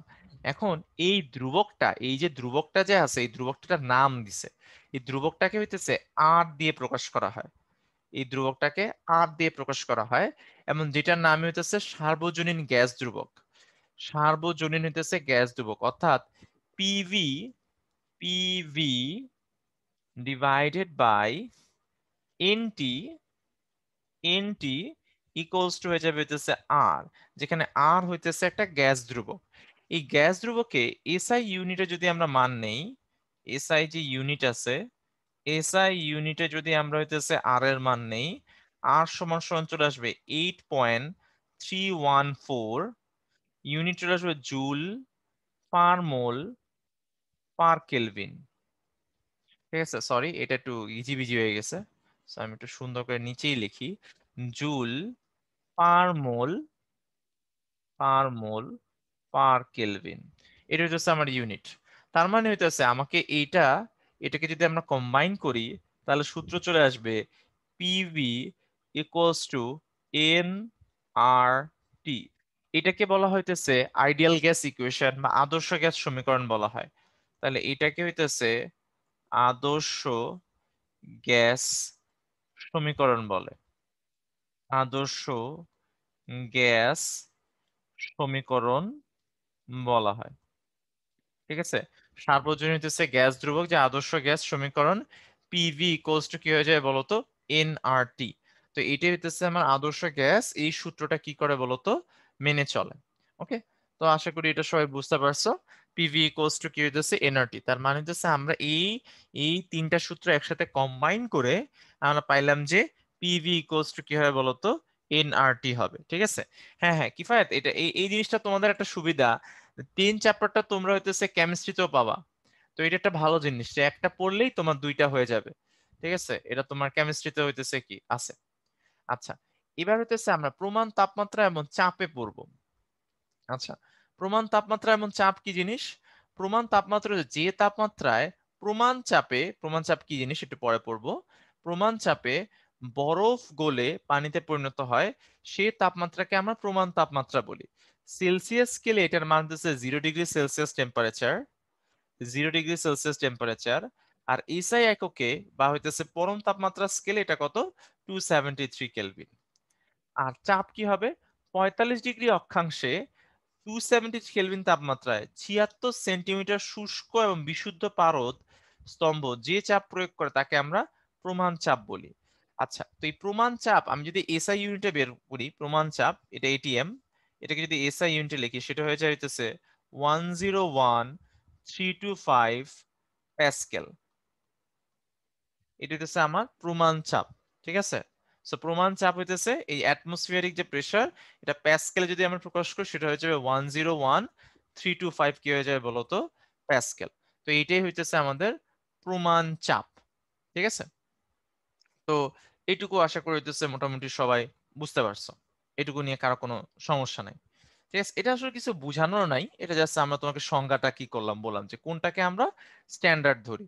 ঠিক আছে, তো এই প্রমাণ চাপটা হইতেছে আমার কত, 101,325 প্যাসকেল। ওকে, তো একটা প্র্যাকটিস প্রবলেম দেখি। প্রথম প্র্যাকটিস প্রবলেমটা হইতেছে দেখি। সো বলছে যে 18 গ্রাম হিলিয়াম গ্যাস পূর্ণ একটি বেলুনের আয়তন 0.1 মানে 0.10 মিটার কিউব বলে দিছে। যে 18 গ্রাম একটা হিলিয়াম আছে, গ্যাস পূর্ণ একটা বেলুন আছে, বেলুনের আয়তন 0.10 মিটার কিউব। বলছে যে বেলুনের ভেতরে গ্যাসের চাপ 1.2 10⁵ প্যাসকেল। বলা হয়েছে যে বেলুনের মধ্যবর্তী গ্যাসের তাপমাত্রা কত। তার মানে হচ্ছে আমাকে তাপমাত্রা বা ক্যাপিটাল টি এর মান কি করতে হবে বলতো, বের করতে হবে। তাহলে দেখি আমরা কিভাবে করতে পারি। তো আমরা প্রথমে হচ্ছে আমরা দেখি আয়তন আমাকে বলে দিচ্ছে ভি ইকুয়ালস টু হবে 0.1 মিটার কিউব। ঠিক আছে, গেল। আর আমাদের যে চাপ আছে পি, সেটা হয়ে যাবে হচ্ছে, সরি সো এটা একটু বাঁকা হয়ে গেছে লেখাটা, আমি একটু ঠিক করে দিই। সো এটা হইতেছে আমাদের ভি, পি হইতেছে পি ইকুয়ালস টু হয়ে যাবে হইতেছে 1.2 ইন্টু 10⁵ প্যাসকেল। ঠিক আছে, আচ্ছা, তো এবার হইতেছে মনে করো হইতেছে ইন, ইন কত হবে, মোল সংখ্যা, মোল সংখ্যা নাম্বার অফ মোল। তো হিলিয়াম গ্যাস যদি 18 গ্রাম থাকে, তোমরা বলে দিতে পারবা হিলিয়াম গ্যাসের আণবিক ভর কত? এটা ফার্স্টে আমাকে চ্যাট বক্সে সবাই জানা দাও যে হিলিয়াম গ্যাসের আণবিক ভর কত। 4, রাইট। আমাদের হিলিয়াম গ্যাসের আণবিক ভর কত হইতেছে বলতো, 4। তাহলে ইউনিভার্সিটি গ্যাসের আণবিক ভর যদি 4 হয় তাহলে এখানে কত গ্রাম হিলিয়াম আছে এটা কিভাবে বের করব? কত মানে কত মোল হিলিয়াম আছে এটা কিভাবে বের করব? গ্রাম তো বলেই দেওয়া আছে, সরি। তো কত মোল হিলিয়াম গ্যাস আছে এটা কেমনে বের করব? 18 ডিভাইডেড বাই 4, 4.5, রাইট। তাহলে এটা কি হবে? 18 ডিভাইডেড বাই কি হবে বলো তো? 4। সো আমার এটা কি হয়ে যাবে? সরি, সো এখান থেকে এটা আসবে হচ্ছে 18 ডিভাইডেড বাই কি আসবে? 4, এত মোল, এত মোল। তাহলে এটা হয়ে যাবে আমার 4.5 মোল। শেষ, 4.5 মোল। আচ্ছা, তো এটা যদি 4.5 মোল হয়, এরপর বলছে যে আমার কি করতে? গ্যাসের তাপমাত্রা বের করতে। তো মধ্যবর্তী গ্যাসের তাপমাত্রা কত হবে? তাপমাত্রা তো আমরা জানি, তাপমাত্রা কত? পিভি ইকুয়ালস টু কত হয়ে যাবে? এন আর কত হইতেছে বলতো? টি। তাহলে পিভি ইকুয়ালস যদি এন আর টি হয়, তাহলে তো আমরা তাপমাত্রা সহজেই কি করতে পারি? বের করে ফেলতে পারি। তাহলে তাপমাত্রা equals to T equals to PV divided by কত হয়ে যায় বলতো? N R. তাহলে হচ্ছে পিভি এর মান বসাই দিব আমরা 1.2 ইন্টু 10⁻⁵ ইন্টু আয়তন হইতেছে 0.1 ডিভাইডেড বাই এন। এন এর মান আসতেছে আমার 4.5 ইন্টু আর, আর এর মান হচ্ছে 8.314 এত কেলভিন। তার মানে এটাই হইতেছে আমার কি বলতো? মধ্যবর্তী আমার যে গ্যাস আছে, গ্যাসের তাপমাত্রা হইতেছে এইটা, যে এইটা হইতেছে আমার কি হইতেছে বলতো? তাপমাত্রা। আমার বেলুনের ভিতরে যে গ্যাসটা আছে সেই গ্যাসের তাপমাত্রা কেলভিনে প্রকাশ করলে এই মানটা আসবে। ঠিক আছে? সো আশা করি সবাই এটা বুঝতে পারছো যে কেলভিনে কিভাবে আমরা এটা বের করে ফেলতে পারবো, সিম্পল অ্যাজ দ্যাট। আচ্ছা, এরপরে আরেকটা প্রবলেম দেখি আমরা। এই প্রবলেমটা সুন্দর একটা প্রবলেম। বলছে যে একটা সিলিন্ডারে রক্ষিত অক্সিজেন যে গ্যাস আছে, এই গ্যাসের আয়তন হইতেছে 1 × 10⁻⁻² মিটার কিউব। বলে দিছে এখানে আমার কি আছে বলতো? এই সিলিন্ডারে অক্সিজেন যে গ্যাস আছে এই গ্যাসের আয়তন 1 × 10⁻⁻² মিটার কিউব, এতটুকু আয়তন। এমন তাপমাত্রা 300 কেলভিন, তাপমাত্রা 300 কেলভিন। এমন চাপ হইতেছে 2.5 × 10⁵ প্যাসকেল। এটা প্যাসকেল বলে দিছে। বলছে তাপমাত্রা স্থির রেখে কোন গ্যাসের মানে তাপমাত্রা স্থির রেখে কিছু অক্সিজেন গ্যাস বের করে দেওয়া হলো, অর্থাৎ সিলিন্ডার থেকে কিছু অক্সিজেন গ্যাস তুমি বের করে দেওয়া দিচ্ছ। তো যেহেতু অক্সিজেন গ্যাস বের করে দিছো, তাই আমার চাপ কমে গিয়ে কত হয়ে গেছে? 1.3 × 10⁵ প্যাসকেল হয়ে গেছে। অর্থাৎ কিছু গ্যাস বের করে দেওয়ার কারণে তোমার গ্যাসের চাপটা কি করছে বলতো? কমে গেছে। বলছে ব্যবহৃত অক্সিজেনের ভর নির্ণয় করতে, অর্থাৎ আমি যতটুকু অক্সিজেন আছে কতটুকু অক্সিজেন ব্যবহার করছি সেটার ভরটা নির্ণয় করতে হবে। সেখানে বাকি শর্ত তো বলে দিতেছে, তুমি বুঝতেই পারতেছো। তা এখন এইটা আমরা কিভাবে বের করব? তো প্রবলেমটা একটু আমরা চিন্তা করি ফার্স্টে। সো খেয়াল করো, এখানে ভাই দুইটা অক্সিজেন ট্যাঙ্ক হইতেছে রাখা আছে, এই যে দুইটা অক্সিজেন ট্যাঙ্ক আছে। সো মনে করো এটা ছিল শুরুতে, শুরুতে আমার যে অক্সিজেন ট্যাঙ্কে যেটা ছিল, মনে করো যে শুরুতে, মনে করো হইতেছে আমি অণুগুলো হইতেছে আঁকি। সো এটা একটু বড় হয়ে গেছে, সো রাইট, একটু বেশি বড় হয়ে গেছে, আমরা অন্য কালার দিই। সো এই যে মনে করো হইতেছে এরকম। সো আমরা হইতেছে এরকম অনেকগুলা গ্যাসের কি ছিল? অণু ছিল। সো আমি একটু ছোট ছোট অণু নেই, হ্যাঁ, কারণ এটা একটু বড় হয়ে গেছে। সো এইটা তো এরকম। আচ্ছা দাঁড়াও, এটা তো আচ্ছা, এটা ছোট করা যেতেছে না কেন আমি জানি না। ঠিক আছে, সো আমি নিজেই আঁকি তাহলে, আসলে এইটা দিয়ে না আঁকা। ঠিক আছে, সো এইটা দিয়ে না আঁকা ভাই নিজে নিজে হইতেছে আঁকি, তাহলে সোজা হবে। হ্যাঁ, সো আমরা অনেকগুলা গ্যাসের অণু চিন্তা করো, এই যে এরকম, এরকম, এরকম। ঠিক আছে, এটা কপি পেস্ট করি, এখন কপি পেস্ট করি তাহলে হইতেছে চলে আসবে। ঠিক আছে, সো এইটা নেই, so এটা কপি করি, পেস্ট করি। আচ্ছা পেস্ট হইতেছে না, কেন পেস্ট হইতেছে না? আম, উম, উম, উম, উম, উম, আচ্ছা এটা কেন জানি হইতেছে, এটা ছোট আঁকছি বলে মনে হইতেছে, আর পেস্ট হইতেছে না। এনিওয়ে, সো আমরা এরকম অনেকগুলা গ্যাসের অণু, তাহলে হাত দিয়ে ভাই আঁকি, এটা আসলে ওইভাবে আঁকা যেতেছে না। সো আমরা এরকম অনেকগুলা গ্যাসের অণু চিন্তা করি। অক্সিজেন গ্যাসের অণু এই সিলিন্ডারের ভিতরে কি করছে বলতো? আছে। তো প্রথমে এই অক্সিজেন গ্যাসের অণুগুলা কি ছিল? ঘন সন্নিবিষ্ট ছিল। এগুলা সবগুলা খুবই কাছাকাছি ঘন সন্নিবিষ্ট ছিল, অর্থাৎ এগুলার এগুলো হচ্ছে খুবই কাছাকাছি ছিল। তাহলে তখন এটার আয়তন ছিল, তখন এটার আয়তন কত ছিল? আমার আয়তন ছিল 1 × 10⁻² metre cube. 1 into 1 into 1 × 10⁻² metre cube. এতটুকু হয়ে যাচ্ছে আমার কি ছিল, আয়তন ছিল। এতটুকু গ্যাস ছিল, গ্যাসের মধ্যে আমার এতটুকু পরিমাণে কি ছিল বলতো, মানে আয়তন হইতেছে গ্যাসটা হইতেছে ছিল। এবার আমি কিছু গ্যাসকে বের করে ফেলছি, অর্থাৎ এখানে কিছু গ্যাস মনে করো হইতেছে নাই। সো ব্যাপারটা এরকম, এখানে আমার যে গ্যাস গুলো ছিল, গ্যাসের মধ্যে কিছু সংখ্যা নাই, তার মানে এখন এখন কি অবস্থা, এখন একটু ছাড়া ছাড়া অবস্থা, এই যে এরকম। এখন কি এত ঘন সন্নিবিষ্ট না, তাই না? এখন একটু ফাঁকা ফাঁকা স্থান আছে, ঠিক আছে, ভিতরে ফাঁকা ফাঁকা স্থান আছে। কিন্তু এখন তোমাকে যদি কেউ কোশ্চেন করে এই গ্যাসের আয়তন কত, উত্তর কত হবে আমাকে বলো তো? এই গ্যাসের আয়তন কত হবে? একটু চালাকি করে হইতেছে বলতো, তুমি যদি কোনো একটু গ্যাস বাইর করে দাও, রাইট, মুশির কথা ঠিক আছে, ইস্তিয়াকের কথা ঠিক আছে, এটা সেম হবে, এটা কিন্তু পরিবর্তন হবে না, কারণ এখনো যে গ্যাসটা আছে সেই গ্যাসটা কিন্তু ছড়ায় ছিটেই থাকবে, তাই না? ভিতরে যে গ্যাসটা আছে সেই গ্যাসটা কিন্তু এখনো ছড়ায় ছিটেই কিন্তু থাকবে। যেহেতু এটা ছড়ায় ছিটায় থাকবে, তাহলে ওটার আয়তন কত হবে? 10⁻² মিটার কিউব হয়ে যাবে। 10⁻² মিটার কিউব হয়ে যাবে। তার মানে হইতেছে ভিতরে যে গ্যাসগুলো আছে, গ্যাসগুলো যদি ছড়ায় ছিটায় হইতেছে থাকে, সেক্ষেত্রেও আমার গ্যাসের আয়তন কি থাকবে বলতো? সেম থাকবে।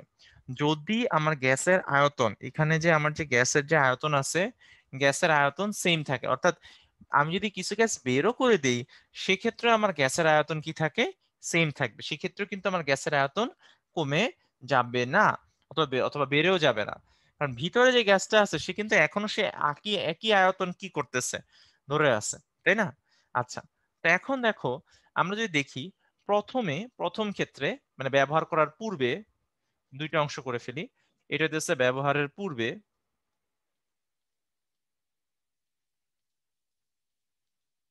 এটা হচ্ছে আমার পূর্বে ব্যবহারের পূর্বে আমরা মনে করতেছে লিখলাম P1V1 equals to nR T1। আচ্ছা, T1, এটাও T1, ঠিক আছে। তাহলে এখান থেকে আমার মোল সংখ্যা কি আসবে? N1 equals to P1V1 divided by আমার চলে আসবে R T1, ঠিক আছে, R T1। আচ্ছা, তার মানে এখান থেকে আমার P1 এর মান কত? P1 এর মান যদি আমরা বের করি, P1 এর মান কত আসবে? P1 এর মান হচ্ছে 2.5 10⁻5, V1 এর মান হচ্ছে 10⁻², ডিভাইডেড বাই হচ্ছে আর, আর এর মান হচ্ছে 8.314, ইন্টু T1 যেটা আছে, T1 হচ্ছে শুরুর যে তাপমাত্রা, এটা কত? 300। এইটা এটা হচ্ছে আমার N1, এটা হচ্ছে ব্যবহারের পূর্বে, এটা হচ্ছে ব্যবহারের পূর্বে আমার হচ্ছে কি বলতো, এত এত সংখ্যক হইতেছে মোল ছিল। পরে আমরা দেখলাম ব্যবহারের পরে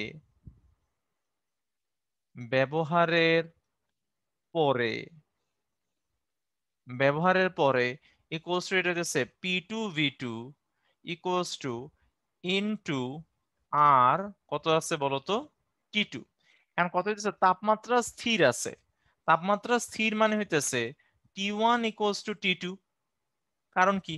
কারণ তাপমাত্রা আমার স্থির, এই যে এখানে তাপমাত্রা যেহেতু স্থির, আমরা লিখতে পারবো হচ্ছে T1 ইকুয়ালস টু কি লিখতে পারবো তো T2, কারণ তাপমাত্রার কোনো পরিবর্তন হইতেছে না। যেহেতু তাপমাত্রা কোনো পরিবর্তন হইতেছে না, আমরা হইতেছে নতুন N2 সমান সমান লিখলাম হইতেছে P2V2 divided by N2 R2। তাহলে এখন দেখো, এখানে P2 হইতেছে চাপ কমে গেছে, চাপ কমে গিয়ে 1.3 10⁻⁵ ইন্টু আমার নতুন যে চাপ আছে, সে মানে নতুন আমার আয়তন কি আছে, -10⁻², ঠিক আছে, ডিভাইডেড বাই, আচ্ছা এখানে একটু ভুল লিখছি ভাইয়া, এখানে হবে আর হবে। তো এটা কত হবে? 8.314 ইন্টু টেম্পারেচার আমার সেম আছে, টেম্পারেচার সেম থাকা মানে কত? 300 কেলভিন। তাহলে সেটা হচ্ছে ব্যবহারের আগে এতটুকু এত মোল গ্যাস ছিল, ব্যবহারের পরে এত মোল গ্যাস আছে। তাহলে ব্যবহার করা হয়েছে কতটুকু? ব্যবহৃত ব্যবহৃত গ্যাস ব্যবহৃত যে গ্যাস আছে, ব্যবহৃত গ্যাস হয়ে যাবে হচ্ছে N1 মাইনাস N2। এত মোল গ্যাস ব্যবহৃত করা হয়েছে, এত মোল আমরা গ্যাস ব্যবহৃত করা হয়েছে। কিন্তু আমাকে তো বলছে ভর নির্ণয় করতে, তাহলে আমি মোল সংখ্যা থেকে কিভাবে ভর পাবো বলতো? যদি আমি এত মোল গ্যাস ব্যবহার করে ফেলি, সেখান থেকে আমি কিভাবে ভর পাবো? একটু চ্যাট বক্সে আমাকে জানা দাও তো। কনভার্ট করব মানে কিভাবে কনভার্ট করব?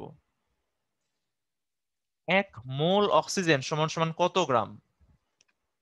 1 মোল অক্সিজেন সমান সমান হচ্ছে কত গ্রাম? তোমারটা ঠিক আছে। আচ্ছা, 16 হইতেছে একটা অক্সিজেনের। এখানে কিন্তু অক্সিজেনে কি করতে হবে? অণু চিন্তা করতে হবে। 1 মোল অক্সিজেনের ভর, 1 মোল 1 মোল 1 মোল অক্সিজেন যে কথা, 32 গ্রাম অক্সিজেন হচ্ছে সেই কথা।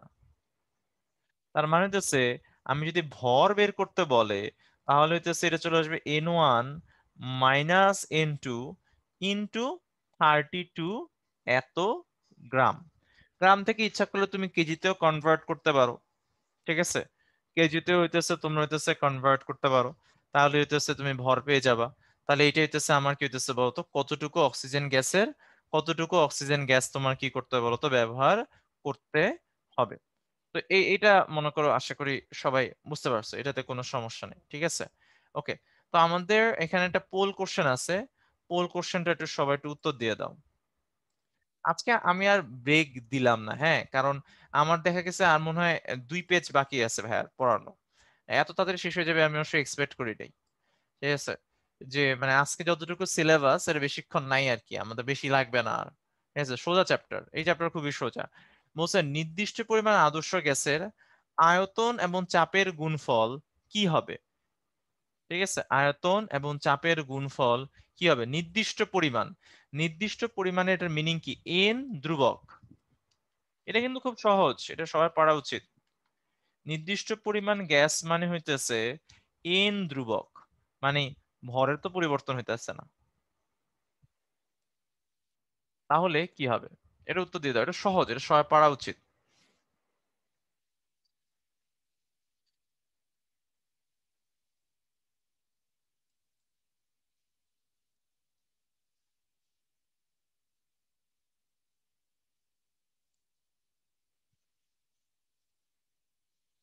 ওকে, মোটামুটি সবাই উত্তর দিয়ে দিচ্ছে, ভালোই, সবার উত্তরই মোটামুটি ঠিক হইতেছে।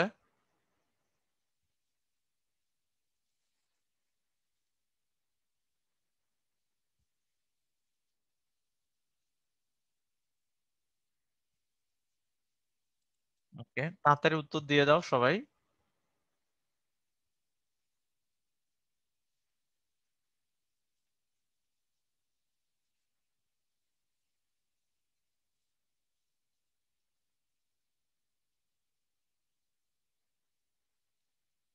ওকে, সো সো আমরা পোলটা এখানে একটু ইন করে দেই। তো এখানে তো স্যার বেশিরভাগ মানুষই সঠিক উত্তর দিছে। এটা তাপমাত্রার কি হবে বলতো, সমানুপাতিক হবে। তাপমাত্রার সমানুপাতিক হবে। আচ্ছা, তো যারা যারা হইতেছে পিভি ইন্টু ধ্রুবক দিছো, মানে প্রথম এ উত্তরটা দেখা গেছে কয়েকজন দিছো। তো এ উত্তরটা কেন হবে না, মানে উত্তর এ কেন হবে না? কারণ পি ইন্টু ভি ধ্রুবক হয় যখন তাপমাত্রা স্থির থাকে। এখানে প্রশ্নে কোনো জায়গায় বলে নাই যে তাপমাত্রা স্থির। তাহলে তাপমাত্রা যদি স্থির যদি না বলে, তাহলে তো এটা তাপমাত্রার কি সমানুপাতিক হবে। তাহলে তাপমাত্রা এটা কি হয়ে যাবে? সমানুপাতিক হয়ে যাবে। কারণ পিভি ইকুয়ালস টু এন আর টি, তাই না? তাই হচ্ছে চাপ এবং আয়তনের গুণফল, এটা কি হয়ে যায় বলতো, তাপমাত্রার সমানুপাতিক হবে। এখন আমরা যে সূত্রগুলো এতক্ষণ ধরে হইতেছে পড়লাম, তাই না? এটা হইতেছে আমাদের লাস্ট পেজ আজকের স্লাইডে। যে আমরা যে এতক্ষণ যে সূত্রগুলো হইতেছে যে পড়লাম, এই যে এখানে যে সূত্রগুলো হইতেছে এতক্ষণ ধরে আলোচনা করলাম, তো এগুলা মানার জন্যে গ্যাসের কিছু, মানে গ্যাসের অণুগুলার কিছু শর্ত মেনে চলতে হবে, ঠিক আছে? গ্যাসের যে অণুগুলো আছে সেগুলো কিছু স্পেসিফিক কন্ডিশন কি করতে হয় বলতো, এখানে ফলো করতে হবে। ঠিক আছে, আচ্ছা এটার মানে কি, এটা দিয়ে ভাই কি বুঝতে চাইতেছি কথাটার মানে, তুমি যদি হইতেছে বয়েলস, তুমি যদি চাও যে কোনো গ্যাস বয়েলস, চার্লস, তারপর হইতেছে তোমার চাপীয় সূত্র যেটা আছে ওগুলো যদি মেনে চলতে চায়, অথবা হইতেছে পিভি কোস্ট এনআরটি ফলো করতে চায়, যে এতক্ষণ যে সূত্রগুলো আমরা ব্যবহার করলাম, তাহলে গ্যাসের অণুগুলার এই শর্তগুলা, যে যেই শর্তগুলা মেনে চলতে হবে, সেই শর্তগুলো হইতেছে গ্যাসের অণু মৌলিক স্বীকার্য সমূহ। ঠিক আছে, গ্যাসের যে অণু আছে সেটা হইতেছে মৌলিক স্বীকার্য সমূহ। প্রথমটা যেমন কি বলছে, সকল গ্যাস অণুর সমন্বয়ে গঠিত, অর্থাৎ আমার যত সংখ্যক গ্যাস আছে গ্যাসগুলো সবাই হইতেছে অণু দ্বারা হইতেছে গঠিত, এবং গ্যাসের সকল অণু সদৃশ। আচ্ছা, সদৃশ মানে কি, এর হইতেছে আইডেন্টিক্যাল, আইডেন্টিক্যাল, এদের মধ্যে কোনো পার্থক্য নেই, সবগুলা গ্যাসের অণু একই রকম, তাহলে এটাকে হইতেছে এটা বলতেছি আমরা।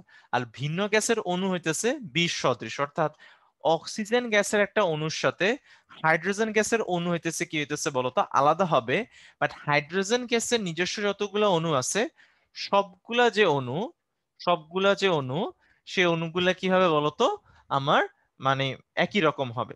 এটা হচ্ছে প্রথম, প্রথম এটা। ঠিক আছে, আচ্ছা এবার হচ্ছে গ্যাসের অণুর আকার অণুগুলার দূরত্বের মধ্যে নগণ্য হবে, অর্থাৎ গ্যাসের যে অণুটা আছে সেগুলার আকার অণুগুলার মধ্যে যে দূরত্ব আছে তার থেকে নগণ্য হবে। ঠিক আছে, আচ্ছা তাহলে কি বুঝাইতেছে এটা দিয়ে, যে আমার যে গ্যাসের যে অণুগুলো আছে, আমি যদি অণুগুলো হইতেছে যদি আঁকি, তো গ্যাসের অণুগুলো যদি আঁকি, মনে করি এইটা একটা গ্যাসের অণু, তাহলে হইতেছে এইটা একটা গ্যাসের অণু। ঠিক আছে, সো এগুলা সদৃশ হবে, একই রকম হবে, কাছাকাছি আঁকলাম। তো এদের মধ্যে যে ডিস্টেন্স, এটা কাছাকাছি হয়ে গেছে, আমি একটু দূরে আঁকি আসলে। সো এই যে এদের মধ্যে আমার যে হইতেছে কি হবে বলতো, যে ডিস্টেন্স আছে, যে ডিস্টেন্স আছে, ডিস্টেন্সটা মধ্যবর্তী যে যে ব্যবধান আছে ব্যবধানের তুলনায় এর আয়তন কি হবে বলতো, নগণ্য হবে। এর আয়তন কি হবে, নগণ্য হবে, যে মানে এটা আসলে অনেক দূরে দূরে থাকে, এটা আসলে অনেক দূরে দূরে থাকে। ঠিক আছে, আচ্ছা তারপর গ্যাসের অনুসময়ের মধ্যে কোনো আকর্ষণ বা বিকর্ষণ বল নেই, এরা সম্পূর্ণরূপেই গতিশক্তি, মানে এদের মধ্যে কোনো মানে এদের মধ্যে কোনো ধরনের আকর্ষণ বিকর্ষণ বল কোনো কিছু থাকবে না। ঠিক আছে, এটা একটা অণু একটা অণুকে আকর্ষণও করবে না, একটা অণু আরেকটা অণুকে কি করবে না বলতো, বিকর্ষণও করবে না, এদের মধ্যে কোনো আকর্ষণ বিকর্ষণ বল নাই, এবং এদের সম্পূর্ণ যে শক্তিটা আছে, ঠিক আছে, সম্পূর্ণ আমার যে টোটাল যে এনার্জিটা আছে সম্পূর্ণ শক্তিটাই আমার কি হইতে যাবে, গতিশক্তি হবে, পুরা শক্তিটাই আমার কি থাকবে, গতিশক্তি থাকবে। ঠিক আছে, ওকে, সো এটা এটা আশা করি সবাই বুঝতে পারছো, যে পুরা যে শক্তিটা আছে সম্পূর্ণ শক্তিটাই আমার গতিশক্তি হবে। ওকে, ওকে, এরপর হইতেছে গ্যাসের অণুগুলোর গতি হইতেছে এলোমেলো, তার মানে এরা র্যান্ডমলি মুভ করে, মানে এরকম না যে সবাই একদিকে মুভ করতেছে, যে যার ইচ্ছা মতন কি করতেছে, মুভ করতেছে, এবং এটা নিউটনের গতির সূত্রগুলা, ওই যে F equals to M A, V equals to U plus A T, এগুলা কি করে বলতো আমার মেনে চলে। কিফায়েত বলছে তাহলে স্থিতিশক্তি নাই, না এটার কোনো স্থিতিশক্তি নাই। ঠিক আছে, আচ্ছা এবার হইতেছে এই অণুগুলা নিজেদের সাথে আবার দেয়ালের সাথে সংঘর্ষে লিপ্ত হয়, তাই না, এরা একজন আরেকজনের ধাক্কা দিবে, আবার দেয়াল মানে যে পাত্রে আছে পাত্রের দেয়ালের সাথে কি করবে বলতো, ধাক্কা দিবে। ঠিক আছে, এখন এই যে দুইটা সংঘর্ষ হয় যখন, এই দুইটা সংঘর্ষের মধ্যবর্তী সময়, এই সময় এরা সরল রেখায় চলে, তার মানে হচ্ছে গ্যাসগুলা সরল রৈখিক পথে চলে আর কি, সরল রৈখিক পথে চলে, এবং সে ক্রমাগত নিজেদের সাথে ধাক্কা খায়, এমন দেয়ালের সাথে কি করে বলতো, ধাক্কা খায়। তো এবার হইতেছে সংঘর্ষে ব্যয়িত সময় সংঘর্ষের মধ্যবর্তী সময় তুলনায় নগণ্য। আচ্ছা এই সেন্টেন্সটা একটু ভাই বুঝায় বলি, এই সেন্টেন্সটা আমি একটু বুঝায় বলি, সেটার মিনিং হইতেছে, মনে করো দুইটা গ্যাসের অণু সংঘর্ষ হইছে, দুইটা গ্যাসের অণু আছে, এদের মধ্যে সংঘর্ষ হয়েছে, মনে করো এইটা একটা গ্যাসের অণু, এইটা একটা গ্যাসের অণু, এইটা একটা গ্যাসের অণু, এই গ্যাসের অণুটা এদিক দিয়ে আসতেছে, যে এখান থেকে আসতেছে, তো এই যেভাবে আসতেছে এই গ্যাসের অণুটা এদিকে আসতেছে, মনে করো এদের মধ্যে ধাক্কা লাগলো, তাহলে ধাক্কা লাগতে লাগতে যে টাইমটা লাগছে, এরা আস্তে আস্তে ধাক্কা লাগতে যে টাইমটা লাগছে, আর এরা যখন অ্যাকচুয়ালি মিট করছে, মিট করছে যখন যতক্ষণ ধরে ধাক্কা খাইছে আর কি, যতক্ষণ ধরে সংঘর্ষ একজন একজনের সাথে কন্ট্যাক্টে ছিল। ঠিক আছে, সো একজন আরেকজনের সাথে যতক্ষণ ধরে হইতেছে কন্ট্যাক্টে ছিল, যে কন্টাক্টে যখন ছিল এই সময়টা খুবই নগণ্য। আস্তে আস্তে যে সময়টা লাগে তার তুলনায় হইতেছে ঠিক সংঘর্ষ বা কন্টাক্ট টাইমটা হইতেছে খুবই কম, কন্টাক্ট টাইমটা খুবই হইতেছে কম। আর লাস্ট লাস্ট যেটা হইতেছে বলছে যে সংঘর্ষগুলো সম্পূর্ণ স্থিতিস্থাপক। আচ্ছা কেউ কি বলতে পারবা স্থিতিস্থাপক সংঘর্ষ, এটা আমরা নিউটন গতিবিদ্যা যখন পড়াইছিলাম, নিউটনের বলবিদ্যা তখন পড়ছিলাম, স্থিতিস্থাপক সংঘর্ষ কাকে বলে? কেউ কি বলতে পারবা স্থিতিস্থাপক সংঘর্ষ কখন হয়? থার্ড ল না, না তৌফিক থার্ড ল না, থার্ড লর সাথে এটা মানে থার্ড লর সাথে সংযুক্ত, বাট স্থিতিস্থাপক সংঘর্ষ মানে এটা কি এটা আমরা পড়ছিলাম যখন নিউটনীয় গতিবিদ্যা যখন আমরা পড়ছিলাম, সংঘর্ষ নিয়ে আলোচনা করছিলাম, তখন এটা ছিল গতিশক্তি ও ভরবেগ অপরিবর্তিত থাকে। রাইট, মারুফ কারেক্ট অ্যান্সার দিছে। ঠিক আছে, ই কে আনচেঞ্জ থাকে, এই যে মারুফ তারপর কিফায়েত দুইজনই সঠিক উত্তর দিছে যে আমার স্থিতিস্থাপক সংঘর্ষ মানে হইতেছে যে পূর্বে যতটুকু গতিশক্তি ছিল শেষের গতিশক্তি কি থাকবে বলতো, অপরিবর্তিত থাকবে। নাবির বলছে ভরবেগ শূন্য, না ভরবেগ শূন্য না, এটা হয় নাই।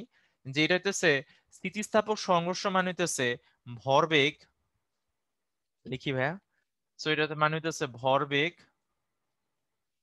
ভরবেগ এবং গতিশক্তি অপরিবর্তিত থাকে, গতিশক্তি অপরিবর্তিত থাকবে।